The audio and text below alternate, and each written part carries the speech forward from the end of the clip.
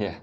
And it's one of the first things I learned on a course is that you should never put strength on top of dysfunction. Have you ever heard that saying before? Oh yeah, that was one of my like early mantras. Like Yeah. never ever make a dysfunction stronger. Yeah. And like think critically about that. It sounds great. Yeah, why would I want to make something worse? Yeah. And for me, like when I think about that as well, is like that requires you to have the belief that you know better than the person's brain. You know better than the complex system out of which Hmm. movement emerges.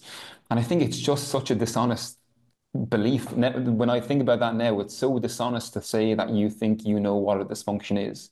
Because you could equally say that you're actually making that dysfunction more tolerant to stress, meaning you're raising its capacity, you're raising its ceiling of tolerance. So they can actually still express that dysfunction without Yeah, any so they can do it more. interference. Yeah, you just do it more. You're Yeah. exposing it in a way. And so Yeah. you can it's it's when you step back and kind of you because you had the same experience where you kind of dug into complex systems and dynamic systems.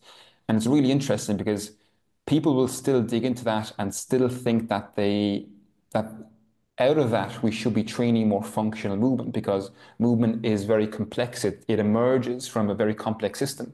So we should be focusing on not on the individual components, but how the whole system works together.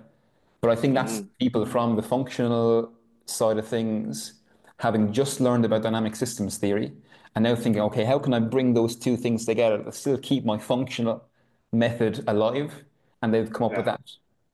And Yeah. it gets really messy because for me, what I see clinically, and I'm sure you've seen it, I've seen it on your Instagram, how you kind of you talk about the negative effects of this is that you could have someone avoiding a certain joint action or muscular action for years and years and years that come to see you with an issue. And you could teach them a different way of moving that might make them feel better, but you're just teaching them a different way of avoiding the local area. And so Hmm.